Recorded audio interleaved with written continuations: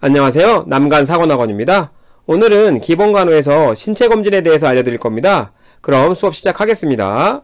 신체검진이라고 하면 건강사정 자료 수집 방법의 하나로 시진, 촉진, 타진, 청진을 사용해서 신체를 검사하고 측정하여 생리적 자료를 수집하는 것을 이야기합니다. 신체검진 시 프라이버시를 굉장히 중요하게 생각해서 잘 지켜줘야 하고요. 환자의 안위도모에도 굉장히 신경을 써야 하겠죠. 그래서 여러분 시험에 나올 수 있는 게 복부 검진 시에는 검사 전 배뇨를 하게 한다, 이런 거는 좀 시험에 나올 수 있습니다. 아무래도 복부를 누르면서 검사를 할 때 배뇨를 하지 않으면 불편할 수도 있기 때문에 이런 부분도 시험에 나왔던 적은 있어요. 자, 신체검진 기법에 어떤 게 있냐? 네, 처음이 시진입니다. 물론 이 신체검진을 하기 전에 문진을 하겠죠. 이것저것 아픈 데 있는지 물어보고 진행을 하겠죠. 그 이후에 신체검진에서 가장 첫 단계는 시진이에요. 그래서 신체 사정의 시작으로 신체의 움직임, 자세, 냄새도 모두 시진에 속해요. 신체 부위를 육안으로 모양, 색, 윤곽, 크기 등 잘 관찰하는 것으로 다양한 기구를 사용할 수 있는데 대표적으로 이경, 검안경, 질경, 반사경 등을 사용할 수 있고 위에서도 언급드렸지만 검사에 필요한 부분만 노출해야 합니다. 두 번째로 촉진인데요. 촉진은 신체 부위에 손을 대고 혹은 손가락을 대고 세밀히 살펴보는 것으로 기관과 조직의 위치, 크기, 윤곽, 압통, 박동 등을 감지할 수 있어요. 그래서 맥박을 체크하는 것도 이 촉진에 들어가겠죠. 심부 촉진을 하기 전에 가벼운 촉진이라고 해서 맥박처럼 가볍게 살짝 압박을 가해서 하는 촉진부터 깊이 약 1, 2cm가량 눌러서 하는 촉진까지 가벼운 촉진으로 들어가요. 이 가벼운 촉진 먼저 시행하게 되고 순서가 통증이 없는 곳에서부터 하고 이후에 통증이 있는 곳을 촉진하는 게 순서예요. 여러분 시험엔 딱 한 번 정도 나왔던 것 같기 때문에 암기하실 분들만 공부하시면 될 것 같아요. 그 다음으로 심부 촉진은 보통 복부 장기들을 자세히 검진할 때 사용을 해요. 이름부터가 심부 촉진이잖아요. 그래서 촉진 부위에 한 손을 놓고 그 위에 다른 손을 놓은 후에 깊이 약 3, 4cm 정도 아래로 누르면서 내부의 장기를 검진하게 돼요. 이 깊이로 누르려니까 두 손을 사용하는 거죠. 물론 한 손으로도 이 정도 깊이를 체크할 수 있다면 가능하고 그렇지 않다면 두 손을 사용할 수 있다는 거죠. 세 번째로 타진인데요. 손으로 신체를 두드려 검진하는 방법이에요. 타진 시 소리와 진동에 주의를 기울여서 잘 들어야 하고요. 소리를 통해 타진부 아래에 있는 장기의 구조, 성질, 기관의 윤곽선, 장기 내 공기, 액체 존재 등을 해석할 수 있는 거죠. 크게 직접 타진과 간접 타진으로 나눌 수 있는데 직접 타진은 손가락이나 손바닥으로 검진하려는 부위를 직접 두드려서 검진하는 방법이고요. 간접 타진은 이 그림에서와 같이 중지를 검진 부위에 올려놓고 또 다른 중지를 사용해서 그 중지 부위를 톡톡 두드리면서 타진하는 방법이 간접 타진입니다.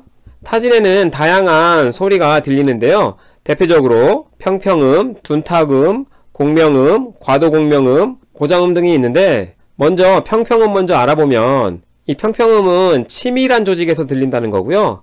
그러다 보니까 근육이나 뼈, 그래서 대퇴골 혹은 흉골 같은 부위에서 이런 소리가 들린다는 거죠. 가장 탁한 소리로 소리의 높이는 높은 편이고요. 둔탁음 같은 경우에는 이름부터가 둔탁한 음이잖아요. 그래서 보통은 고체 부위에 대표적으로 간이나 횡격막 부위에서 이런 소리가 들리고요. 쿵하는 둔한 소리가 들리고 소리의 높이는 보통 정도 됩니다. 공명음은 울리는 소리잖아요. 그래서 고체와 기체가 함께 있는 경우에 이런 공명음이 들린다고 하고요.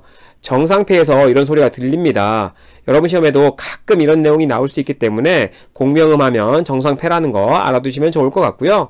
당연히 울리는 소리고 소리의 높이는 낮은 편이에요. 과도공명음은 대부분이 기체인 경우에요. 공명음이 과다하다는 뜻이기 때문에 폐기종일 때 이런 과도공명음이 들리게 되는데요.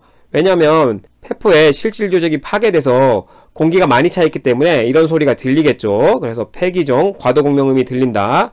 간호사 시험엔 좀 나올 수 있는 부분이고 간호조무사 시험에는 그렇게 잘 나오진 않습니다. 과도공명음은 당연히 크게 울리는 소리예요. 그러다 보니까 소리의 높이는 공명음보다 더 낮아서 매우 낮은 편이 되고요. 고장음 같은 경우에는 기체가 많이 차 있을 때 나는 소리예요. 그래서 가스가 많이 찬 위에서 이런 고장음이 가장 많이 들릴 수 있고요. 북소리 같이 들리면서 소리의 높이는 높게 되는 거죠. 간호조무사 시험에서는 이런 공명음 정도만 알고 계시면 될 것 같고요. 간호사 시험에는 다른 음도 나올 수 있기 때문에 같이 공부해 주시면 좋을 것 같습니다. 청진은 쉽게 이야기하면 신체에서 발생하는 소리를 청진기를 통해서 듣는 것이에요. 당연히 조용한 환경에서 청진하는 것이 잘 들을 수 있는 방법 중에 하나겠죠. 청진기에는 벨형과 판형 혹은 판막형이 있어요. 그림을 보시면 이렇게 평평한 부위를 판형이라고 하고요. 혹은 영어로는 다이아프램, 그리고 위에 이렇게 좀 좁은 부분을 종형 혹은 벨형이라고 해요. 벨형은 저음인 심음이나 혈관음을 들을 때 사용하게 되고요. 판형은 고음인 장음과 호흡음을 들을 때 보통 판형 부분을 사용하게 됩니다. 간호사 시험엔 이런 시험도 좀 나올 수 있죠. 청진 시 주의사항에 대해서 살펴보면 아까도 설명드렸지만 조용한 환경에서 시행해야 되고요. 직접 피부 바로 위에서 청진해야 됩니다. 그래서 제대로 청진하기 위해서는 의복을 벗거나 의복 밑으로 청진기를 넣어서 청진하게 되는 거죠. 청진기를 따뜻하게 해줘야 되는데 그렇지 않으면 환자가 추위를 느낄 수 있고 추위를 느끼게 되면 불수의근이 수축하면서 정상적이지 않은 음이 들릴 수 있기 때문에 정상음을 듣는 것을 방해할 수 있어요. 청진기가 채모에 닿게 되면 역시나 불필요한 소음이 들릴 수 있고 비정상 폐포음으로 오인할 가능성이 커요. 예전에 잠시 알려드렸지만 폐에 물이 찼을 때 청진기로 들으면 약간 뽀드득 뽀드득 이런 마찰음이 들려요. 그걸 나음 뭐 이렇게 표현하는데 이 채모에 닿게 되면 이런 비슷한 음이 들릴 수 있기 때문에 주의해야 된다는 거죠. 다음으로 청진기 줄이 신체에 닿지 않도록 해야 되고요. 청진 시 청진기 조작으로 인해서 인공적인 소리가 날 수 있기 때문에 이런 것도 유의해야 합니다. 그 다음으로 신체 검진 순서에 대해서 알려드리면 크게 일반적인 순서와 복부 검진 순서가 있어요. 복부 검진 순서가 일반적인 순서랑 좀 다르기 때문에 여러분 시험에 좀 나올 수 있습니다. 일반적인 순서 먼저 살펴보면 앞전에도 알려드렸지만 시진이 항상 먼저예요. 그 다음 촉진, 그 다음 타진, 청진 순으로 시행을 하게 되고요. 복부 검진의 경우에는 타진, 촉진이 장운동에 영향을 미쳐요. 그러다 보니까 장음의 변화를 초래할 수 있고요. 또한 평활근의 수축을 유발할 수 있어서 또한 정상적이지 않은 장음이 들릴 수 있기 때문에 청진을 먼저 시행하게 되는 겁니다.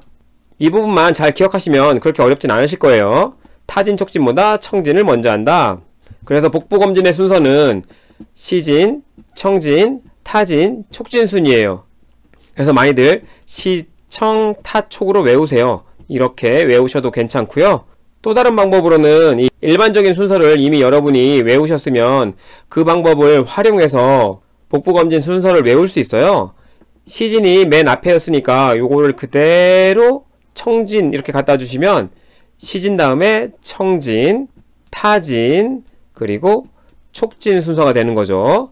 일반적인 순서에서 시진에서 쭉 청진부터 시작한다는 거 이렇게 생각하시면 거꾸로 순서가 돼요. 이렇게 외우셔도 시청 타촉 순서가 나오죠. 일반적인 순서도 외워야 되기 때문에 이렇게 외우셔도 괜찮을 것 같습니다. 다음으로 대표적인 신체 검진 방법에 대해서 간단하게 소개해 드릴게요. 여러분 시험에 나오는 거 위주로. 그 첫 번째가 대광반사예요. 의학 드라마나 의학 영화 같은 거 보면 펜라이트로 눈을 한번 비춰보잖아요. 그것이 대광반사를 측정하는 거예요. 대광반사는 직접 대광반사가 있고 간접 대광반사가 있어요.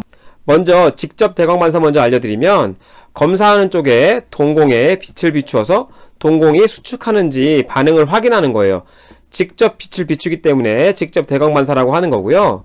당연히 정상적이라면 빛이 비추어지면 해당 동공이 수축하게 돼요. 원래 이 정도의 동공 크기였다면 빛을 비추게 되면 이렇게 수축하게 된다는 거죠. 그게 정상적인 반응입니다. 그 다음으로 간접 대광반사를 살펴보면 반대쪽 동공에 빛을 비추는 거예요. 그렇게 해서 빛을 비추지 않은 반대쪽 동공의 수축 반응을 확인하는 것이 간접 대광반사예요. 빛을 반대쪽에 비춰주고 비추지 않은 동공의 수축 반응을 확인하기 때문에 간접 대광반사라고 하는 거죠. 정상적으로 반대쪽 동공도 수축하는 것이 정상입니다. 직접 비추지 않고 반대쪽만 비춰도 같이 동공이 수축하는 것이 정상적인 반응입니다. 다음으로 여러분 시험에 좀 나올 수 있는 음차 검사에 대해서 알려드리면, 음차 검사는 크게 린네 검사와 웨버 검사로 나눌 수 있는데, 먼저 린네 검사 먼저 알려드리면, 이 린네 검사는 공기전도와 골전도를 비교하는 검사예요. 음차를 진동시켜서 유양돌기라고 하는, 여러분 귓벌기 뒤쪽에 유두 모양의 튀어나온 뼈가 있는데 그 부분을 유양돌기라고 합니다. 그쪽에 진동시킨 음차를 먼저 대고 소리가 들리지 않을 때까지 기다렸다가 그 음차를 그대로 웨이도로 옮겨 소리가 나는지를 확인하는 거예요. 그림을 살펴보시면 귓볼 뒤쪽에 유양돌기에 진동시킨 음차를 갖다 대고 소리가 들리지 않게 되면 이렇게 웨이 쪽으로, 귀로 옮겨주는 거죠. 음차를. 보통 공기전도가 골전도보다 굉장히 길어요. 보통은 2배 정도 길다고 하거든요. 그렇기 때문에 공기전도가 골전도보다 길게 들리는 것이 정상이에요. 그런 반응을 린네 양성이라고 하는 거죠. 골전도가 뭐냐 하면, 아까 이 귓볼 뒤쪽에 유두 모양의 뼈가 있다 그랬잖아요. 그 부분을 유양돌기라고 하는데, 그 부분에 이 음차를 갖다 대면 이 뼈에서 음이 전달이 된다는 거예요. 그래서 골전도라고 하는 거고, 이 음차를 귓바퀴 쪽에 이렇게 갖다 대면 이 떨리는 음이 우리가 평상시에 들리는 것처럼 웨이도를 타서 중위로 가서 내이에 있는 와우를 통해서 우리가 듣게 되는 거잖아요.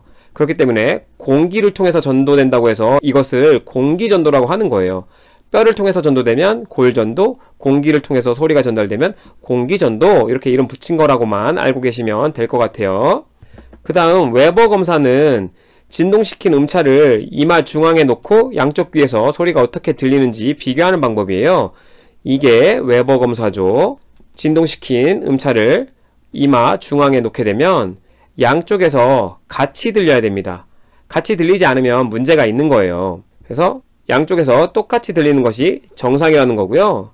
이런 검사를 통해서 전도성 난청인지 혹은 감각신경성 난청인지 이걸 판단하는 문제도 간호사 시험엔 좀 나올 수 있어요.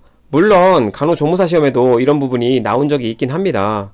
나중에 기회가 되면 이런 부분도 알려드리도록 하겠습니다. 오늘 제가 준비한 영상은 여기까지고요. 시청해주셔서 감사합니다.